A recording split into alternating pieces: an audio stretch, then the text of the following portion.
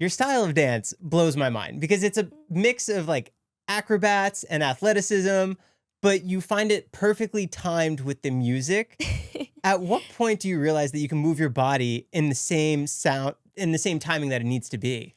I feel like it's one of those things where as long as I know the choreography, my body just automatically will make sure it gets there when it needs to get there. Or like I'll hear an accent. And so if I'm like in a takeoff for a trick, I'll just like my body almost stalls until it like has the moment where it needs to hit it. It's the craziest thing. I mean, I grew up as a gymnast, so I do have that kind of self-awareness and body awareness. But when it came to musicality, that's where dance really helped. And then I've just been able to like try and mesh the two and hopefully find a middle ground between the athleticism and gymnastics and then musicality and everything dance has to offer. Was it a smooth transition from gymnastics to dance? It was because I was so young. So I was 7 when my parents kind of just, I mean, it wasn't even like a forced transition. I genuinely, like my dad, both my parents were Olympic gymnasts. Like my Incredible. dad more so, my mom was a coach.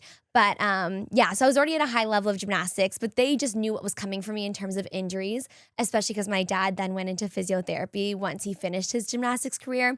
So I was having injuries at like the age of 6 because I was also being pushed knowing who my parents were and the coaches that they had. They were like, all right, if this is Alan and Tamara's child, like they're going into it and she's probably going to be a beast. So I was trained from the get-go at like the highest level. So with the injuries and everything coming forward, they were just like, all right, let's try her in track and field, in dance. And dance just ended up naturally being the one that I kind of stuck with. So it was a very smooth, easy, natural transition. At what age did you switch over from? 7. So I think it was like around 7 or 8 years old. Oh, wow. Yeah. And I was very, if you watch back like my like first stuff in terms of dance, it was very gymnastics heavy. Like I would do a few dance moves and then I would like throw an aerial or like a back handspring. So it was very much, I mean, it was still dance, but you could tell that I came from a very heavy like gymnastics background. I can't even imagine having parents of Olympic backgrounds because the training must have been so like you were destined for that. Yeah, and I think from what my parents tell me, it's like their coaches just, knew that I was, coming up as probably if I would have stuck with gymnastics, like You'd be in the Olympic Games in 2 years. Maybe, probably, just because of, and my parents are amazing. Like, I don't think I'd be where I am without them in terms of the way that they were even just handling me as an athlete when I was a gymnast and when I was a dancer. Like, they always very much put me in the hands of who they trusted and then would leave me alone. Like, they were never the one that was like, trying to be in the mix or trying to get in the way. They were like, all right, she's with people that we trust. So let's just like let them do what they need to do with her to get her to where she wants to be. So they really had a perfect balance of like how much they were involved. What style of dance do you jump into at that point? I think I started all like jazz, tap, hip hop, ballet, like but all not of ballroom. the fun. No, nothing. But I only started ballroom about 1.5 years ago. Which is crazy to be on Dancing with the Stars and Next Pro. Thank you. That's incredible. Thank you. Yeah, it was a wild ride for sure. I mean, but that's very Briar coded to just like, it was actually after I finished the JLo tour. I was 19 or 20 and I was like, I just don't know what my next goal with dance is. Like I was so grateful to have done like World of Dance and obviously tapped into acting. And I just knew, okay, I wasn't going to do Broadway. I knew I didn't want to be like a ballet dancer or like in a modern company. Loved touring. Like my experience with JLo was incredible, but being a soloist and opening for her, that was such a rare experience. I knew that wouldn't, come around often.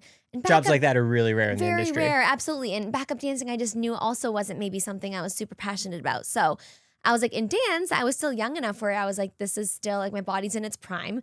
I have so much I can offer. And especially with like my epilepsy and the way I wanted to share things, I was like, okay, where can I put my focus right now to really challenge myself? I also just moved to LA. So I was like, this is the time to like, one, take the risk and just see what comes of it. And Dancing with the Stars was very far-fetched in the way that I wasn't trained in any 10 dance, meaning like the 5 Latin, the 5 standard smooth. Like I had no experience, but I had the similarity to dance. So I was like, okay, there I can get by. And then I'm also an actor. So I was like, okay, it's TV and film, but it's also my love for dance. They do a tour, which is very similar to the tour that we did for the Disney show that I'm on. And then on top of that, just the social media aspect and being able to be a voice for epilepsy. And there's just being a teacher and being a student. There are so many like similarities. And I feel like I was like, this is the perfect challenge because I also do love a challenge. So the challenge for me was building a foundation and a base in Ballroom and then working my way up to get to the show.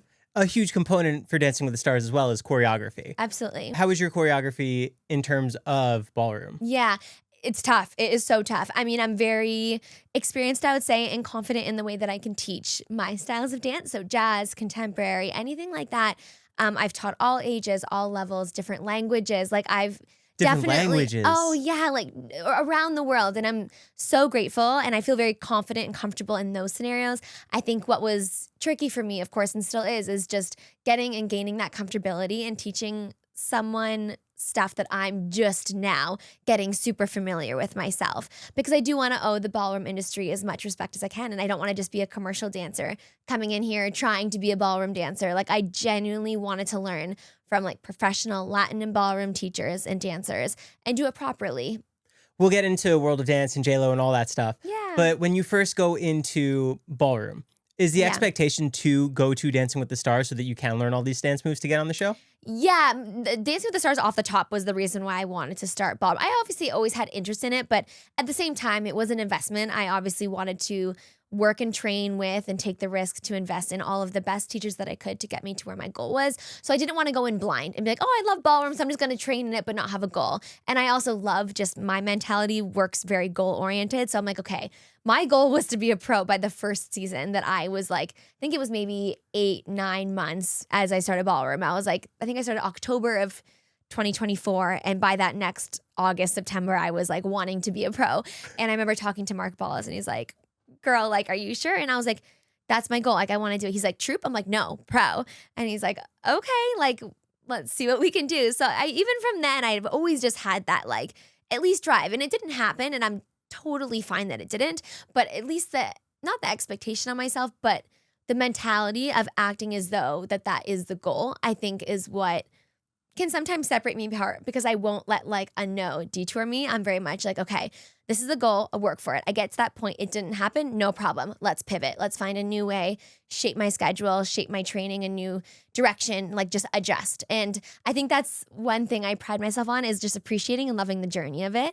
So yes, the goal is to be on the show, but at the same time, if it's this year, it's this year. If it's next year, it's next year. If it's 2 years from now, it is. Like, I genuinely want to learn properly. I want to enjoy the process, and I know at the right time it'll happen and I'll be as ready as I could possibly be. How do you get in contact with Mark? Is that just through the dancing circuit? Kind of, yeah. I have a familiar, like, the dance community is small, but at the same time, it's big, but it's small when you get to a level. Exactly. And at that point, when I realized I wanted to do the show, I was very much just like learning from all the current pros. And I remember just reaching out to Mark just to be like, hey, like, this is such a long shot, but if there's ever an opportunity where you wanted to get in the studio and just dance with me, or let me know if you have any advice, like, I'd just be so appreciative of it. Because at that point, he wasn't on the previous seat. Like, he won with Charlie, and then he took a few years off. So he was in the scene, of course, but he wasn't like training for the show. So I felt like reaching out to him kind of made sense, because I didn't want to step on anyone's toes. And I still don't. Like, I truly don't want to create any bad blood or be like, I'm trying to take someone's spot. That's not the ordeal here. But even with Val and Pasha, and they were all training for the season, I was like, I don't want to, just get involved too much. So I was like, hey, Mark seems like, one, he's just iconic. Like, he's Mark. He's incredible. And he's such a big part of the show. But he also just has so much knowledge. And I knew that he would understand where I'm coming from in terms of my background of commercial and stepping into Latin. So yeah, I just kind of like randomly DM'd him, I think, and was just, didn't even expect to hear back, but was like, you got to take the risks. And I was like, what's the worst that can happen? He doesn't see it. He doesn't respond. Best case scenario is what happened. And I actually got to meet up with him, explain to him my goals, kind of understand maybe what direction I could take this to reach that. And yeah.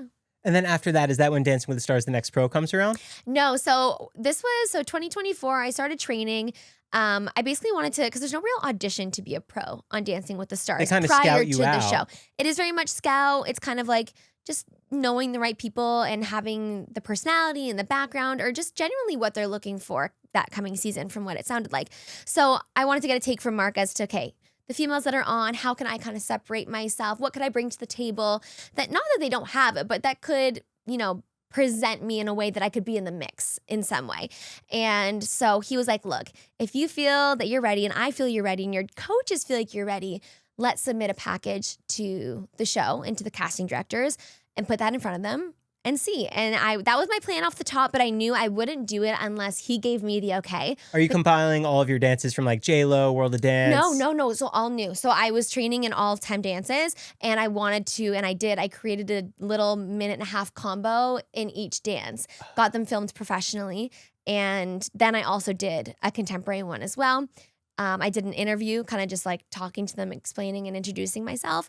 And then we submitted that. And then from there, I did get to like meet with them and, share a little bit more about who I am. And they didn't go with me that season, which totally fine. Again, it was one of those things where you sit with the feelings, I'm only human. It stung a little bit, but I also knew that it was my journey and everything happens for a reason. So I just wasn't ready yet. And then that next season happened, which was, I want to say it was the last season. So last fall, that season happened. And then I kept training, and then the show came around. I think I heard about it in the fall, and I was kind of 50-50 on it. But after a lot of like conversation and thinking, I was like, okay, like if my goal is genuinely the show and this is an opportunity to get on, then, you gotta take it. Cause if this is the new way of getting to be a pro, then, you gotta put the work in and you gotta do it. So yeah, after a lot of thinking, I was like, all right, I'll do it. And then we filmed it in February in Australia. And you're on the series premiere, so you have no idea what to expect from this. Yes. What was it like when you first got there? Like in Australia? Yeah. It was interesting because we actually got like quarantined for a few days. So we got flown out and they didn't want any of us communicating with each other. Just that like our first interactions were on camera. Authentic, real to the show. Absolutely. So a few of us were on the same flight. A few of us like know each other from just the industry. But as soon as we got to like the hotel and we were kind of like on the premise of the show, they were like, all right, isolated. Like you're all in your rooms. They were so sweet, but they like held our room keys for us. They would come in, obviously made sure we had everything we need. We could go down for breakfast, but if we were all down there, then we were all at different tables, like very scattered, and we couldn't talk. And then in our rooms, we were just by ourselves. So we had our phones at that point still, but we were isolated, so we couldn't run into each other. We just had room service and we were just stuck in there. And then we'd have fittings and people from production coming in, but in terms of the cast, we had no interaction. And then 3 days later, we started filming. So we went to the house, and then from there, they gave us our first challenge, and we went off to the races. The way that you handled what happened on the show was so classy, and thank you. Even just the way that you bounced back from such not the best situation. Yeah. Was it your background that made you get right back up and just get into the routine? Yeah, I think any dancer would know that like when you blank out or you fall, it's one of those things where time just feels like it slows down, but it also feels like it ramps right back up. And so I think, especially with the kind of dancer I am, and I just like with that like grit and like power of just like, oh heck no, like this did not just happen type energy. Because we do the dance twice. So when we were filming it, the first time I went, I didn't slip, and I had a really solid run. And then I went into the second run being like, okay, let's just like ground ourselves, get another one, get out there. And then that's where I had the slip. And I remember slipping kind of twice. Like I did a little slip and then I got back up and I slipped again. And I was like, oh, but then I had that flip right after. And I remember just being like, literally, I was like, oh, heck no, this is not ending this way. And because as soon as you fell, you got right back up. I think that was probably just like reflex. Like I was like, because there's never anything in me in my mind that was like stop or ask to do it again. Like I'm used to acting, I'm used to film, and no matter if you mess up your lines or on tour, on stage, like whatever it is, like you just keep going. So I think out of just natural instinct, my body just kept going for sure. But I think mentally it pushed me to just be so, I don't know if frustrated it's the right word, but I was like, oh, like we're not going down that easy. So I, pulled it together. I had that flip, which luckily was actually kind of my best case scenario because I just like sent that flip with so much power. And then I was able to kind of reground myself and just go for it. I also did get lucky. It was at the beginning. So it wasn't like I still had the rest of my solo. I had the side-by-side with Stephanie. So it was more so just that like attack mode. And then I remember just being like, okay, calm down and finish strong because they're still judging you on everything. And at that point, also, they could have used the first take where it didn't seem like I fell. I didn't even know if they were going to mention it. So until they mentioned it is kind of when I was like, okay, they're probably going to use that take. When the judges mentioned it in their critique. Exactly. But before that, I was like, they could go with the first take and not mention it, and it couldn't have even been a thing. But that's why I was like, hey, finish out the second dance strong or the second run because you never know what they're going to use. They could have used the first half of the first take, second half of the second. So yeah, I was just like, just send it the best you can, and that's all you can do. How different is your mindset performing in front of Shirley Ballas and Mark and Derek? And you've performed in front of Derek before. Yes, yeah. You've talked to Mark. Is this your first time in front of Shirley? First time in front of Shirley, yeah. So World of Dance, even just Derek, I have more of like a personal connection to. And then even Mark with, we weren't obviously as close, just out of respect for the show and him being a judge and me being a contestant. So I hadn't, over the last, I want to say like 6 to 8 months, been as close to him as I was before he did the last season. But Shirley, I had heard so much about her, and I had seen her at the studio that I've trained at before. But I had never worked on her one-on-one. But I did know, obviously, her background, and I've seen all of her videos, and obviously even through Mark, like how incredible, like she's just iconic. She truly is. The three of them together are. And it was nerve-wracking, but I also think the only benefit I had was that I didn't have a close connection with her. So I was more so like, this is just what I have to offer. I hope that this is like kind of okay. Because, if you've worked with her before, she's probably going to expect to see, because she knows what type of dancer you are. She knows what you're capable of. Exactly. Where with me, I was like, okay, the only side to this is that at least I'm not too intimidated because I'm kind of a blank slate for her. So I can kind of come out and show her what I can do, and who knows how she'll take it. But at least I can kind of move forward with that. What's your build up, those moments before the dance when you're starting to lock in? Yeah. Before I perform, I'm actually very, very calm. I feel like when I used to compete as a kid, like growing up, I would like stare into the wings, onto the stage through the wings, and just like not talk to anyone for like, I would say 2 dances before, like 3 to 5 minutes before. Are you running through the muscle memory? Nothing. No. At that point, I feel like the day of competition, whether it's in like this setting or competing as a kid, there's like nothing more you can do. Like what's going to happen is going to happen. And I've just learned that it's just best to trust your body. Like the second you start stressing about things, especially technically, so in terms of like contemporary and jazz, when you're turning and you're flipping, if you start to overthink how it's gonna go, it almost messes you up further.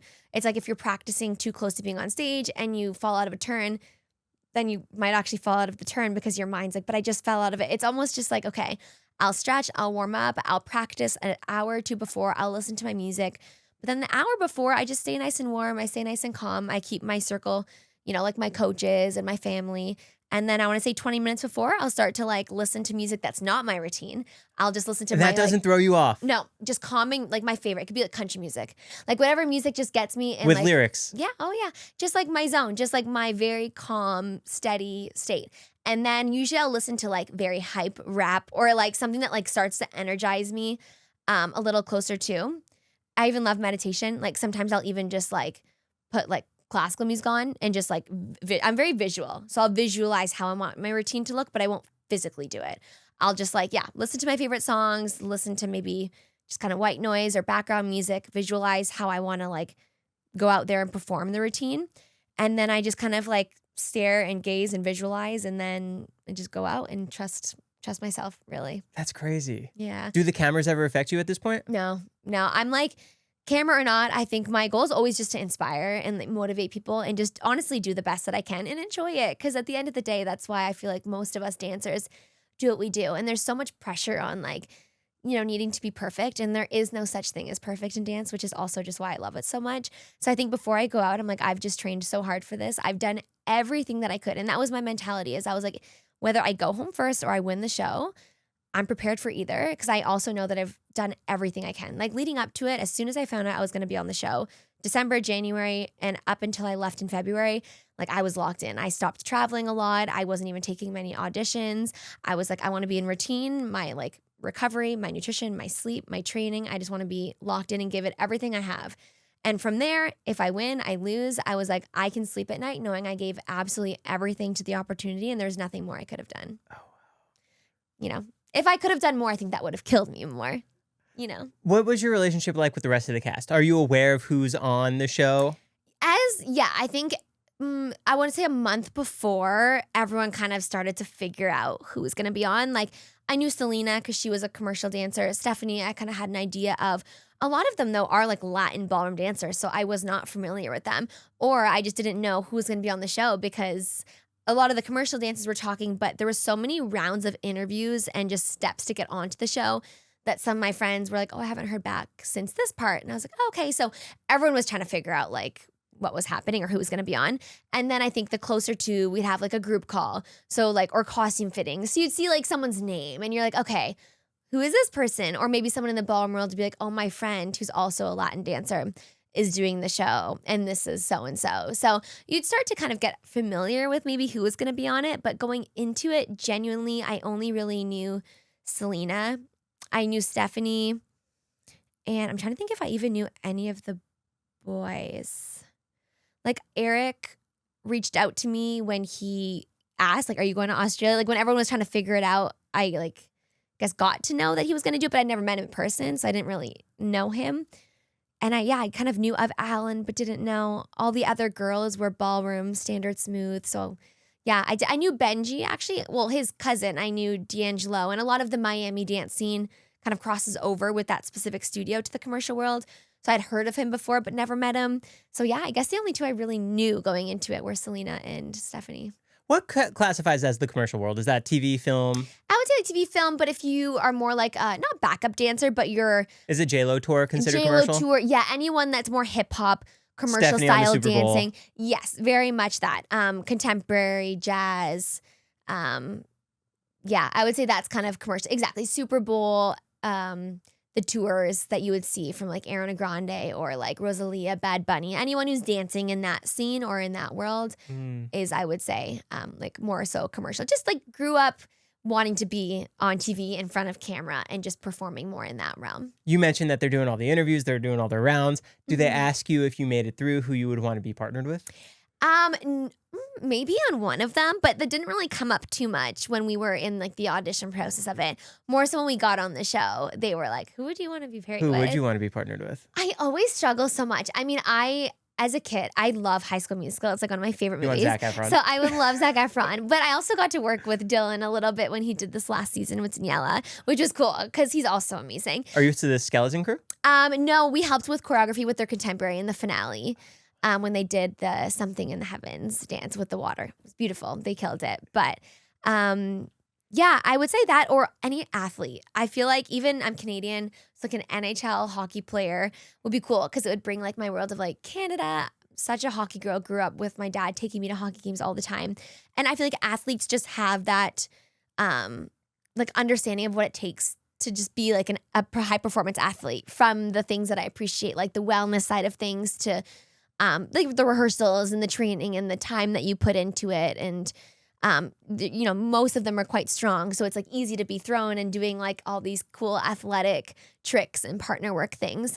And they usually have some sort of like idea how to move their body. You know what I mean? So They're going to give 110%. Just from talking to you, you seem like you're going to give 125%. Yeah, so I feel like that would be fun.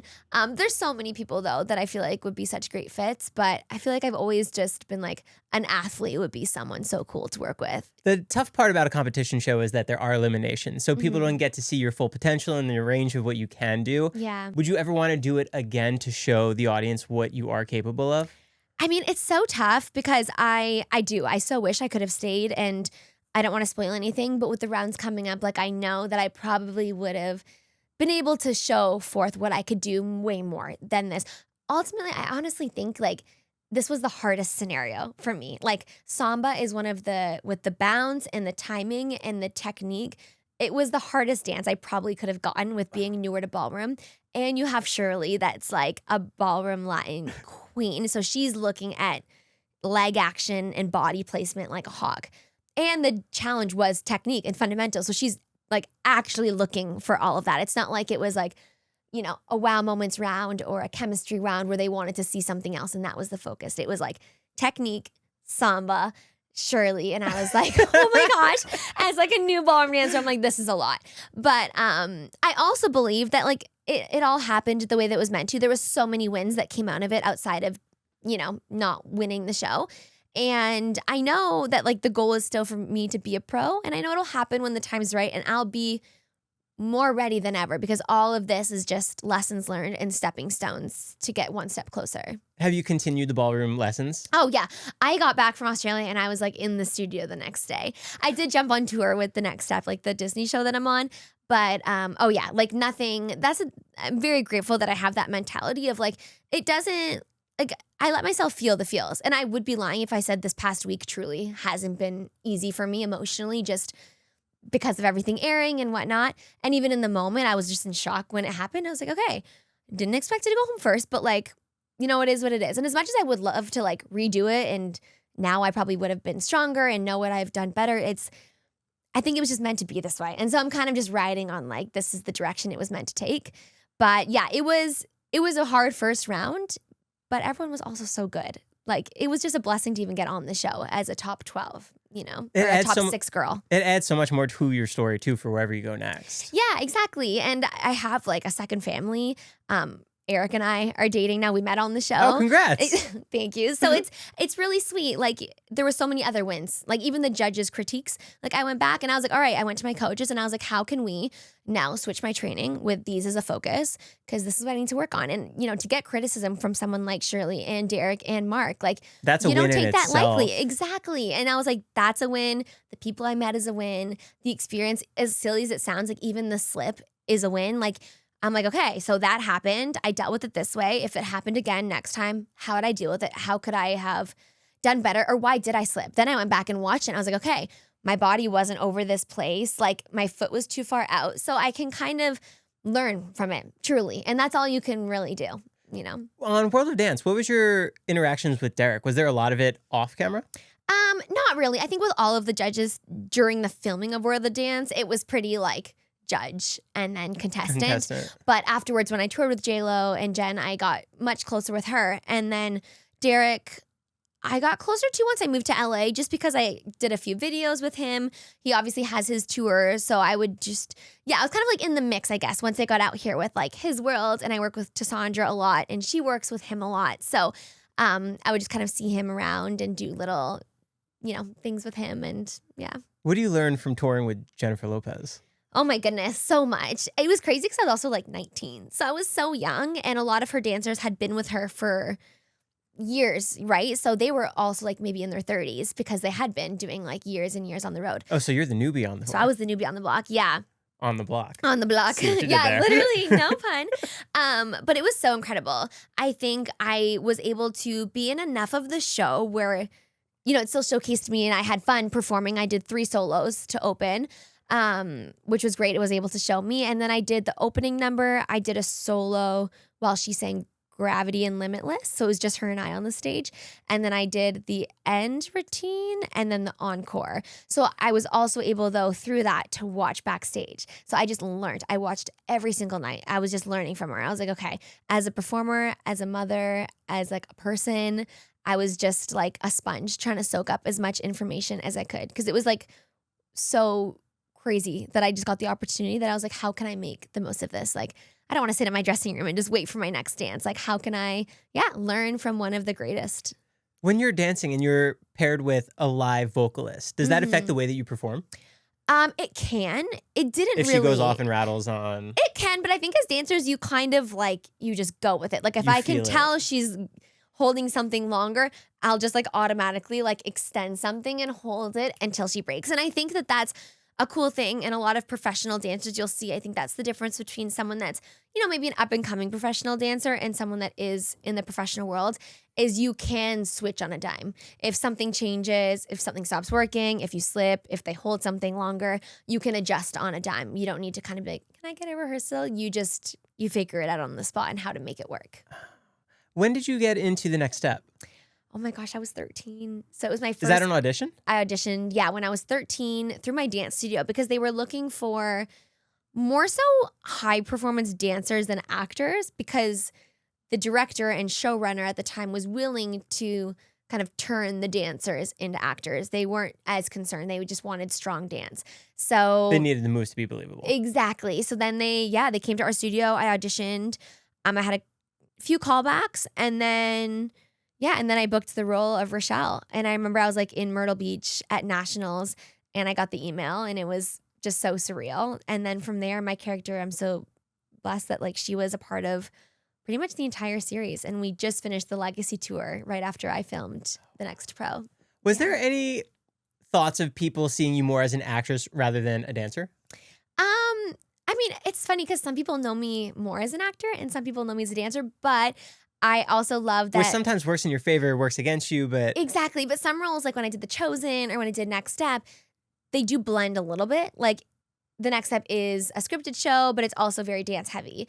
The Chosen, I play Salome and it's a character, but she also has one dance scene. So I'm able to kind of still be a dancer within also being an actress for some roles, which is really nice because it just blends my two loves together. Is there a big difference for you performing in front of cameras? Oh my goodness. Yeah, I was just about to say that. What is that? Very much. Well, because it's like you have 5 cameramen that are just like following you. Sorry. Yeah, usually like on camera, you have 5 cameramen just following you. It's like silent. They have playback. Maybe there's some people in the scene. Maybe you're on your own. It's like a built set and you get to do it multiple times, right? If you mess up, they just say like, stop, reset, you go again. You can do slow-mo. They pick which one they want to go with. Sometimes they'll ask you, sometimes they won't.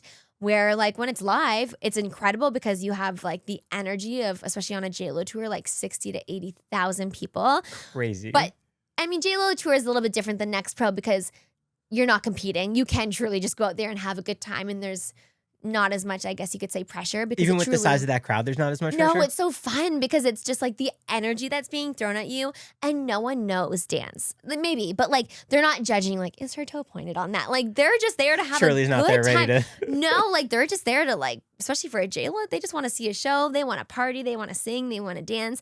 And so you feel that. And there's nothing like performing in front of an audience and being on tour. And that's why I love how the Next Step tours.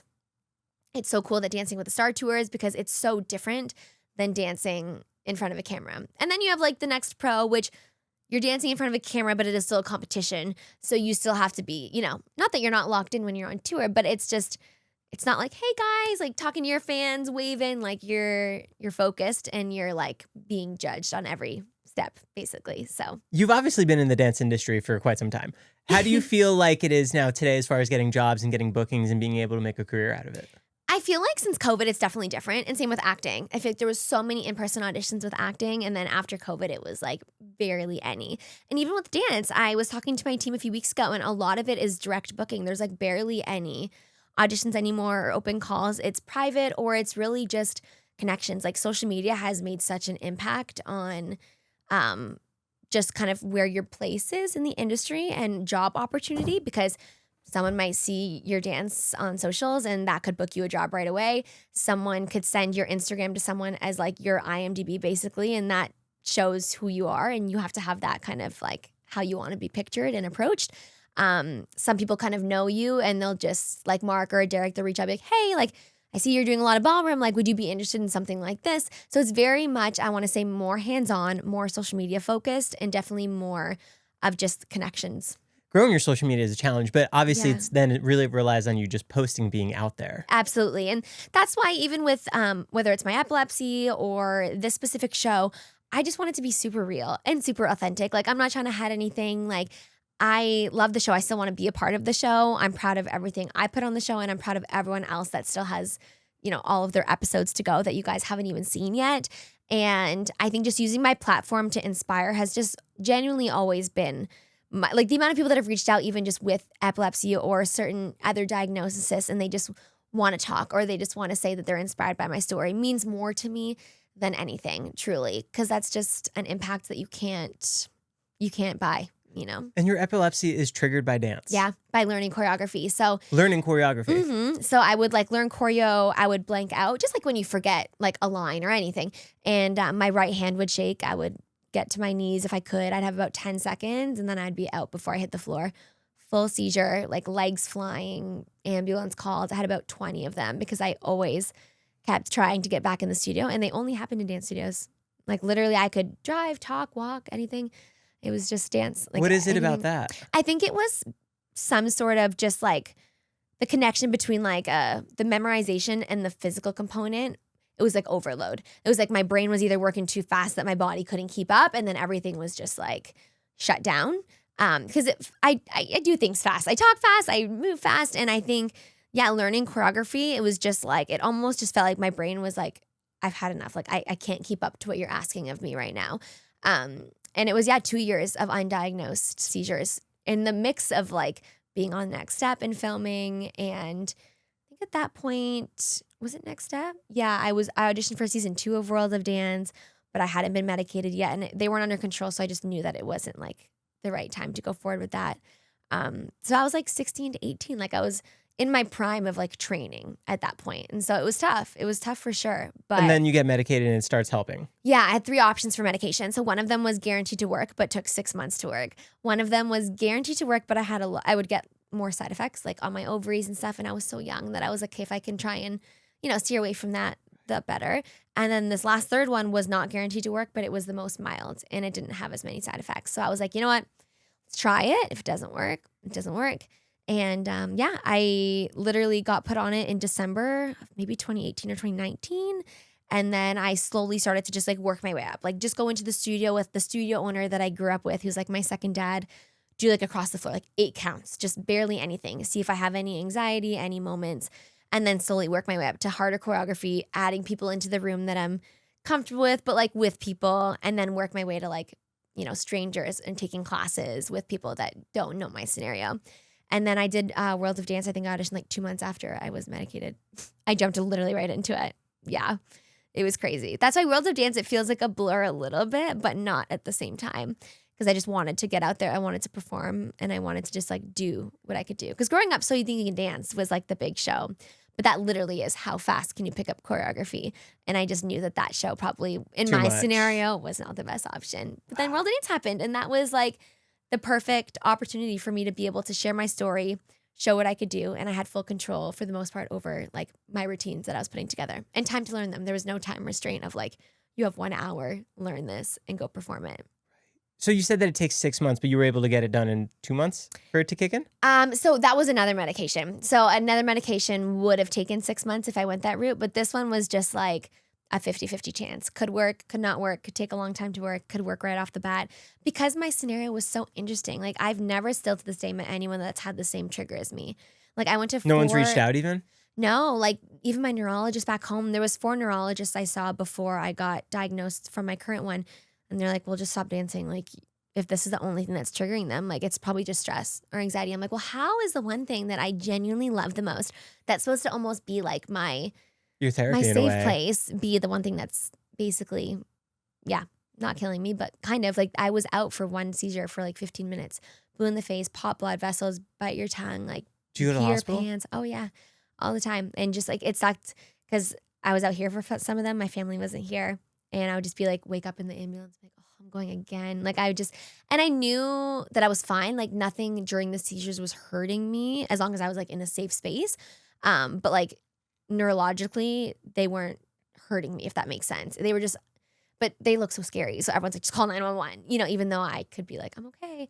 So it was a lot. It was very taxing for sure. But I mean, it adjusts your lifestyle. It shows you a different perspective on life. On dance, it's like I take a tap class for granted and now I'm like, oh my gosh, like I would do anything just to like appreciate a class even in a style that I'm not familiar with, because at one point I would have wished to just do anything with dance and I couldn't. So How are you today? I'm good. I'm still medicated. So I still take medication twice a day. My neurologist doesn't want to take me off anything until I'm just not dancing as heavily, just because it's working. And, as much as there is side effects, it's not really that bad. If anything, like my immune system or like little things I would notice. But yeah, they're like, if it's working right now with what you're doing and what your goals are, like you're good, you're healthy, let's keep it going. But I think like mid 40s, mid 50s, they'd probably try and see if we can come off of one and see how that would go. Because in high stress situations, I took a third one. Like my neurologist has given me the okay to be like, when you're in a high stress situation, like an audition, or if I'm teaching or assisting like hundreds of kids behind me and I can't just like, because also PTSD and like anxiety, because I'm putting myself every day in a scenario that at one point was Would have putting me triggered it. exactly. So there's that little part of you that's like, what if today's the day that like it doesn't work, And so those days where I feel like that, a lot of mental work for sure in therapy, but also just knowing that I can take an extra medication to give me just a peace of mind that like I'll be okay. Is it an intense body workout as well? Or just high stress of like pressure? I like for the anxiety of like For you to take a third one? I think it's just more so high pressure, and I thrive under pressure. Like I love it. But I think the last thing I want is to be in a scenario where I can't go to my bag and take one if I need one. You know what I mean? And I just like, if I'm learning a lot of choreo, I think it truly just gives me like the mental peace of mind to be like, you're okay. Like, don't stress. Because if I do blank out now, I'm fine. But I don't ever want to have a blank out where I'm like, oh my gosh. Like, and then you just start to like get in your head about like, I forgot. And the blank out kind of felt like what it would have felt like before. So I think it just kind of gives me peace of mind. But like on a day-to-day rehearsal, I wouldn't. It's more so if I'm like at a really big audition or I'm trying to think, maybe Dancing with the Stars at the next pro, I took one. But if it's like a high stress rehearsal that's being filmed, I think I probably did because Derek was there and he came in with me and Stephanie and we were the first ones to work with him and we just learned our like Samba side by side. And I just think like in scenarios like that, it just allows me to not think about that and stay focused on like the dance component of it. Well, that's incredible that you're sharing everything and you're opening up about it. Oh, I love it. I truly, genuinely wish more people would because I think it was like 1 in every 24 people like have epilepsy. Or it's a really crazy statistic that I would have never realized. And a lot of people have it and don't even know. And what's funny is like my seizures, well, no one else in my family has it that we know of. And mine came at such a random age. Like 16 is quite old. Usually you'll have like febrile seizures when you have like a baby, you know, if like high temperature or whatever. And they'll notice it then. Or when you're like around puberty, like 13, 14, as your body starts to shift, maybe 16 is they'll a come weird out. age for it. So it was weird. So we think that maybe I like hit my head and got a concussion through like a lift or like a partnering thing. And that just kind of like sparked it or initiated it. And then, then it happened. But it's like motor skill. It's like, because as I got to the end of the second year, the seizures were only happening through dance. But if I was typing really fast or writing really fast or doing any type of motor skill connected to like a really fast functionality at the same time, I would start to get the blank outs again. Not the seizures, but I was like, okay, I can tell that like if this were to have keep going, it probably wouldn't have been great. So yeah. What's your day-to-day like now? Oh my gosh, it depends. I mean, I'm a very like early morning riser. Like I'm up at like 5:36, and the thing is when I was prepping for the show, it was like my everything, honestly. Like there was never a moment through the day where I wasn't doing what I was doing in prep for that. Like if I was recovering, if I was sleeping, if I was eating, if I was training, it was like all with the goal to be as ready as I could for the show. After the show, I think I came to the realization that as much as I love Ballroom and the goal is still to be a pro, it's to my benefit to just be patient. Like if I just keep going and just keep training and just not taking a second to breathe, one, I'm going to lose out on the love of the process. And I just think it's not going to happen as fast as if I were to like put it into the universe, still train hard and do my thing, but also bring my focus to whatever else I love, from acting to other dance things, and just to keep training and know that at the right time it'll happen. So day to day, I mean, I feel like I'm always training, always dancing. Are you doing auditions a lot? I audition for sure. I love acting. So I'm still acting in auditions. I teach at some conventions. I'll still travel. I'll do some social media stuff. Yeah, it kind of depends because I do travel a lot for work. I'll hop on tour for a month or two for that show, help out with different acting. Like, honestly, it's so dependent on like the time of year, and just I'm very much go with the flow, but I'm also very structured. So I love to like fill my schedule, but have like a base, and then just like moment to moment figure out how I can, like even after this, I'm like, okay, so I have an hour, like what's most beneficial to me? Like, is it recovery? Is it posting on social media? Is it networking? Exactly. And sometimes you've really it's just built it up so much for yourself. Yeah, and it works for me. I feel like for some people they'd be like, because it's hard for me to stop. And Eric, my boyfriend, like he is the opposite to me. He is, and you'll see on the show, he is like chill dude. Like he is like cool dude, like Mr. Chill. He can perform when he performs, but like as a person, his personality is just very calm, which is great because I'm so up here that he very much grounds me. Half the time he's like, oh my gosh, can you just like take a second and like relax? He's like, you're good. Like nothing's going to change in an hour. He's like, take a breather. Let's go for a walk. Or, you know, he's like, let's shut everything down at 8 p.m. He's like, I'm calling it. I'm making you dinner. I'm taking you out for dinner. Like stop working. So I feel like it's really nice because that's brought a lot of balance to my life that I didn't have last year. Last year, I, lived alone, my family, my friends, everyone was back home in Toronto. And you're in Los Angeles. And I'm in LA. I was single. So I was very much just worried about myself, my goals and everything. But I think now it's nice because it's able to balance out like life, career, personal life, and all that. Because if not, I would literally work from like 6 a.m. until 10 p.m. because I love it. So whether I'm training, whether I'm filming things for socials, because I have that commercial background, I'm like, I'll want to go do like gymnastics, and then I'll want to go do ballroom, and then I'll want to go do my other styles of dance, mix acting, auditions in there. then like film something for social media, and then, you know, make sure my dog gets out on like a walk, and then see my friends and teach here and teach there, or go take my own Pilates class. So I feel like it's nice to feel like now I've found this like nice sweet spot where I'm very clear with my goals.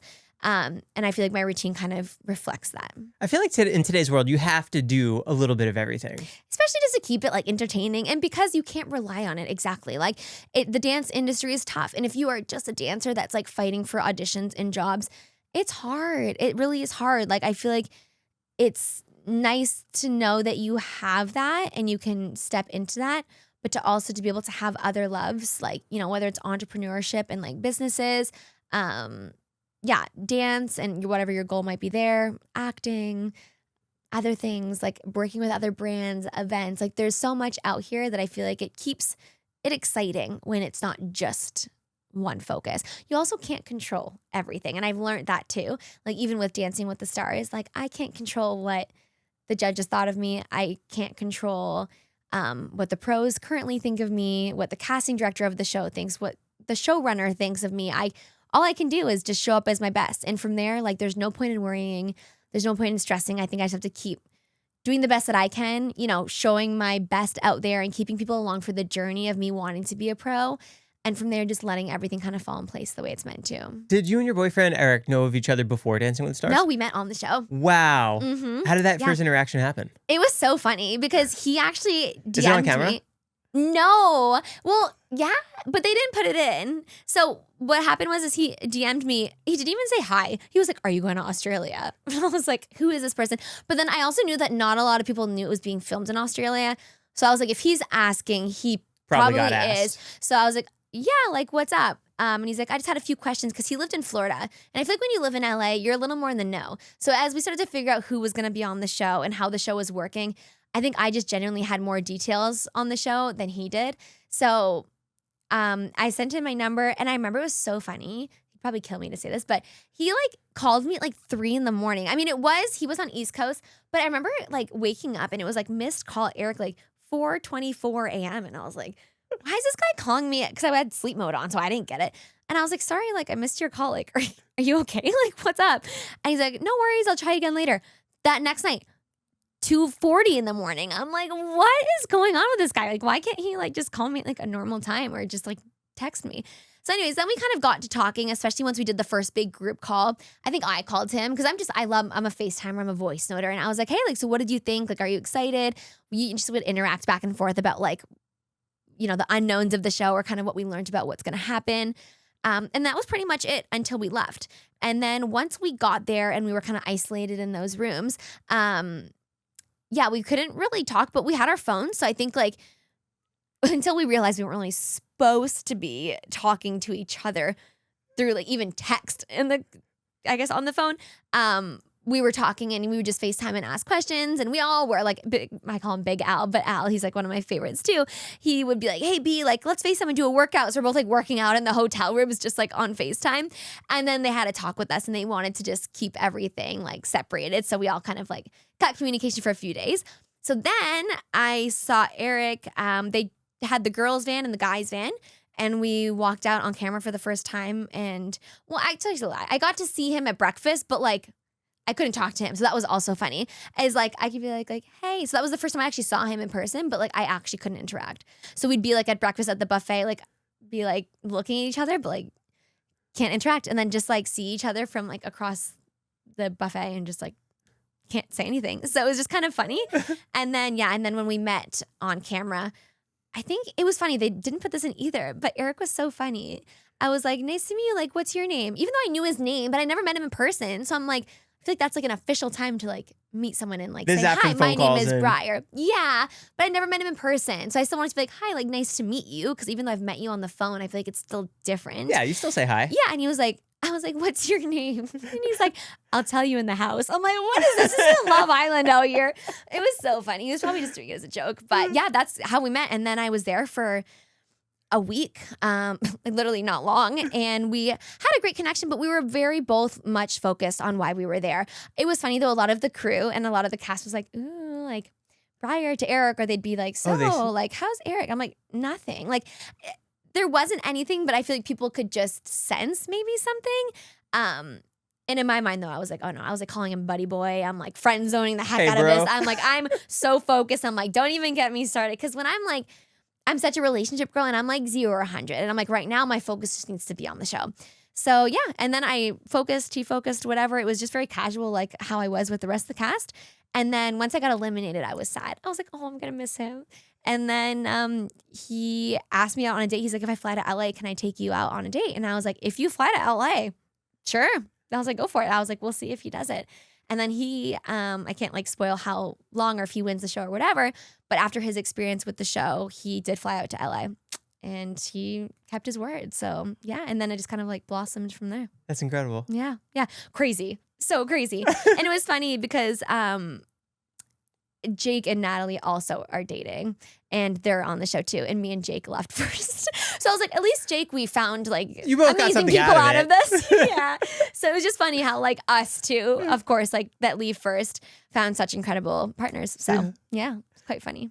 There's World of Dance. Yeah. Dancing with the Stars. Mm-hmm. Canada's Got Talent. Mm-hmm. Is there any other reality shows or dance shows that you want to be part of? No. That's why I was honestly kind of like unsure about this one because I love reality, but I also like don't at the same time. Like I want to just be me and it's so tough because What is you? Like, what do you want to do? Because you do so many different facets of everything. yeah, I mean, honestly, Dancing with the Stars is like my perfect scenario because it really molds my world. Like I love acting, but sometimes I'm like, I don't always want to be scripted. I like to be able to like be Briar and not be, Rochelle or whoever else I'm playing. But the hard part of reality is like you're just out of control with what they air. You never really know how they're going to portray you, how things are going to go. And I think it's great in the way that you get so much exposure. And so I'm like hoping that through just like my story and the performance I got to show, whether it was CGT or World of Dance, that it like inspired people. And I do have that very like go-getter mindset. And I feel like in the commercial world, the World of Dance, the So You Think You Can Dance, that's where that laid.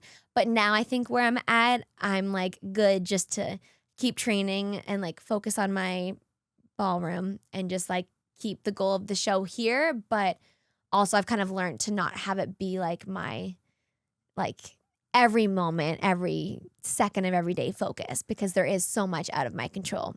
You really built up your social media following. If you could give advice to anybody who wants to build their platform like you, what would you say to them?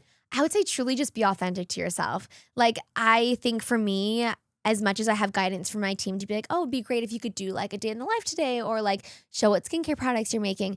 I genuinely just want to post dance videos that like I'm proud of that hopefully inspire people. Like in my world, I love to trick and do like athletic gymnastics type moves. And a lot of people are always like, how do you do them? Like how did you come up with this? Or what move is this called? And I'm like, I don't know. I just make it up. I throw my body in the air and hope I find my feet. And I think when people watch, literally. And I hope, and when people see that, then they start trying it. And I see them posting videos of them like working on those skills. And for me, that's like another just kind of, I guess, like way of showing that I'm doing what I want to do and portraying it the way I want it to be portrayed. Because if people are inspired and they want to try the tricks that I'm doing and learn the dances that I'm putting out there, then that's great. And same with Epilepsy and, modeling and the lifestyle stuff is fun. And I hope that I just come across as who I am, who's like just genuinely like a very bubbly, like happy, positive person. But I never want anything to come across as fake. Like even if I were to take any brand deals, I only work with companies or brands that I genuinely use or like actually just like align with on their morals and values. I just believe that through and through that's more to carry. What was your favorite dance from World of Dance? That's so hard. Everyone loves my prerogative, like the red jumpsuit box The Britney Spears one? Yes. That was crazy. Yeah, I love that one. I love that one for sure. But it looks like you're on wires. I know. Yeah, no. I know. That was me. You actually know something really funny is it was actually to Michael Jackson's Dangerous. And then they changed it in post? Yeah, because the Michael Jackson movie came out. The estate wouldn't give the rights to it? No, they did. But the Michael Jackson movie that came out that was not this past one. That one was like more controversial of like. Like the biopic on HBO or something? Yeah, like it was just controversial as to like if he had done certain things with certain people and they didn't want any controversy. So afterwards they were like, we need to change the song just to keep it like very, neutral. So you just happened to be wearing that red? Yeah, to Michael Jackson. And then they overlaid a Britney song. But I mean, I did win the division, so I knew that whatever they did, it had to look It had to look good. But I was worried. I was like, how are all the accents going to actually like match to what I hit? And viewing it back, did it match perfectly too? Pretty much, yeah. And it was great. Like, I loved it, but it just was funny that like not a lot of people know that it was actually not even that Britney Spears song that I genuinely danced to. Even though backstage people would be like, you look like Britney, like you should just go do like whatever Nah, it's a Michael dances. song, don't worry about it. Yeah, but I loved that dance. And same with Ashes, the one that I did right before the Celine Dion song. That one felt more like a breakthrough episode and like dance for me. But the I don't say MJ, but I guess the Britney one definitely felt more like up my alley. Like that is like my style, that like attack, powerful type dance. How do you discover the choreography? Is it whatever feels right for that moment?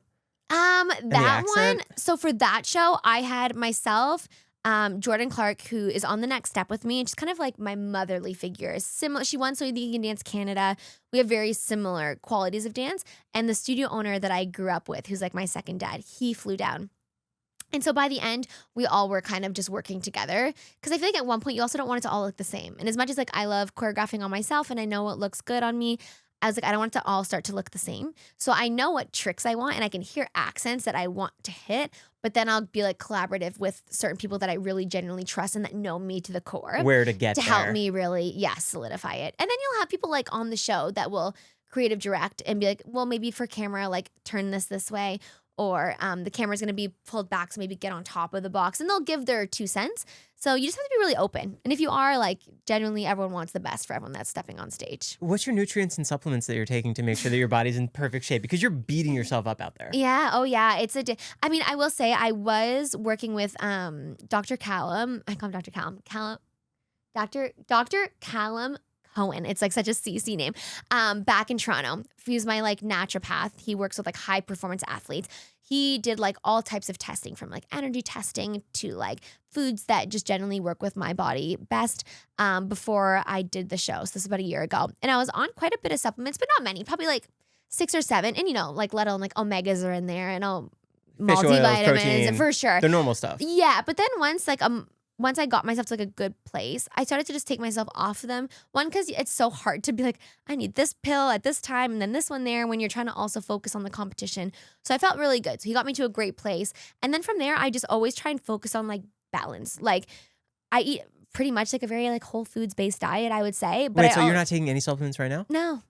Nothing? Nothing. No. I really probably should. Maybe I'll get back on like omegas and stuff. But no, like with my medication, it's just sleep is a big thing. So I try and get like at least 7 hours. And then, other than that, just eating like clean, like water, electrolytes, smoothies when I dance is easiest. So you don't feel like crazy heavy. And just like I go to the farmer's market, I'll get like some really great steak. I love meat and protein. Like protein's the best. Like it's funny because my friend Jesse, his body thrives off of carbs. Like he gets tired when he eats protein, which it's so funny. But you give him rice and he's like, energy, where I'm like the opposite. Like carbs make me feel like heavy and sluggish and tired, but you give me like a wrap that has like avocado or like a lighter protein, like something chicken or turkey or even like salmon and fish, and I like have energy. So yeah, I love like cottage cheese, yogurt bowls. I mean, but I also believe in like having fun, and I truly like believe that like life's too short just to like eat one way. Like if I want a cookie, I'm gonna have a damn cookie, and I'm gonna have like a cookie that has sugar and has the right chocolate chips. It doesn't need to be like, you know, agave sweetened. Like I appreciate it. And I do love desserts that are like that. But like sometimes I'm like, I just want like a good brownie, a good crumble cookie. And like, I don't even care. And I have a sweet too. So I will. But on a day-to-day, of course, I would go for more like a healthy alternative and whatnot. But yeah, if I'm gonna send it with like a treat, I'm gonna have a treat because it's fun. You know, when you're at the beach, I'm like the girl that'll be like, let's get an ice cream sandwich from the, you know, little guy walking on the beach with the little cart, you know, and have like a little ice cream sandwich on the beach. And, you know, I don't need like a chomp stick with me at all times, you know? So it's finding the balance. And if I'm training for something specific, then that also, you know, makes a difference. When I was training for the next pro, I was very much locked in. Like if I wanted something sweet, I would probably have something just like on the cleaner side, from like popcorn to like dates, or, you know, something that's, a little bit more whole foods based. But yeah, now I feel like I've found like a really good balance to be able to just life work it, if that makes sense. What about the day of a competition or the day before? Are you concerned about what you're eating? I try and just listen to my body because I feel like when I was working with my naturopath for like around the CGT area, it was more specific. It's funny. He would be like, take a shot of maple syrup before you go on stage. Because that's what like hockey players and athletes do in intermissions or in between periods. For the sugar spike? Yeah. For like that extra little bit of adrenaline. So I was like, oh, I didn't know that. So now there's like little tricks. Like, so you do that? Sometimes. Like I've learned little tricks along the way, but I'll also listen to my body. Like How Canadian of you. I know, maple syrup, of course. But what's funny is for the next pro, me and Steph performed last. We were at like 11 at night. So they started filming. Eric and Tristan went at 3 p.m. We did blocking all morning. And then me and Steph were at 11 after the dinner. We were the only ones after the dinner break. So at that point, I was like, no, I'm like not eating dinner before. I think I maybe had a bar. I love bananas. So any type of like just light fruit or like quick energy that I can get, probably 30 minutes before I go on, I'll have. But it's so dependent on what time I'm performing. Because if I'm in the morning, I'll probably just have something super light, if anything, just like water and electrolytes if it's super early. If it's midday, I'd have a good breakfast and then give myself at least a few hours to just like have nothing. But if it's at night, then like I gotta eat. I can't, so I'm just a little bit more in tune with, okay, I don't want to be overly full, but I need to fuel my body with the right things. So on comp day, it is more carb heavy because you just need more of the quick energy. So yeah, I'll have like, honey, maple syrup. It's like when runners go for runs and they have like those quick gel packets just to get that quick energy. If I feel like I need that, I will. But granola bars they had for us. Honestly, bananas I really go for. If I'm performing and I'm like 30 minutes before and I'm not hungry, but I'm not full, but I'm about to dance, I'm like, a banana is the perfect. Because it also helps with cramping, right? And like when you're pointing your toes so much, like my calves and my legs, if they've been working overtime for days and days, I just want to give myself a little bit more potassium just in case. How many like the dance classes around here are you doing on the regular? Honestly, depends. Like I train every day. Since a lot of the cast has been here, I was just dancing with AJ this morning. And then Alan was here yesterday. So him, myself, and Eric did it. Eric and I dance. And that's really the nice part too, is he comes from a 10 dance background, meaning he's a ballroom dancer, like ballroom champion in Latin and in standard, where I'm like the opposite. I'm commercial dancer. So it's really nice because our worlds kind of blend together and we can train together. And he can help me train on those styles. And I can help him with whether it's the social media side or jazz, contemporary, partnering. So we really work well together. And we can just, go to the studio, train. I'm really big into like Pilates and yoga and strength training, running, walking, like anything really fitness based. Yeah. So I listen to my body. Like yesterday we danced all morning, and after everything with the show, I was like, I just feel mentally drained. I feel like I just need to go for a run. And I just went for like a little 30-minute run. Like, not that I needed it, but like my mind, it's just like my escape. So yeah, I just kind of listen to my body day to day, see what makes sense. What does the next year for you look like? I mean, it's so up in the air. Obviously, the show happens. It's airing now. The real Dancing with the Stars is in the fall.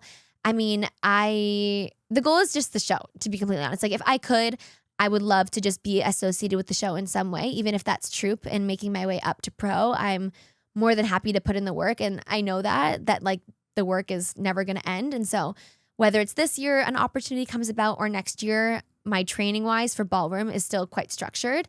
I teach a lot at conventions. I'm still acting, so I do have a few shows that I can't really speak on, but that I'll be doing. So I'm like still traveling a little bit for a few months here and there to do that. And I also do teaching tours. So I'm going to do like Australia, New Zealand. Sometimes I'll do the UK, go back to Canada for some things, some commercials. So it's very much like in my world that I love of just trying to be here as much as I can to enjoy LA and the training, but also taking those opportunities with acting and, teaching and whatnot. And then just keeping like Dancing with the Stars here and training and staying as ready as I can for whenever that opportunity could possibly present itself. Have you ever been on the show? No. Never as like the background, the extra? Nothing. No. Just helping out wherever someone needs just you. like in the back. Yeah, just like in the studio. Yeah. Wow. So it'd be fun. I would love to. Well, it's been incredible hearing your story. Thank you so much. Thanks so much for coming by. Absolutely. Thank you for having me. Go follow Briar on Instagram, TikTok, YouTube. Yeah, everywhere. Thank you so much. That was so lovely. Cool. Thank you. See you guys. That was great. Thank you.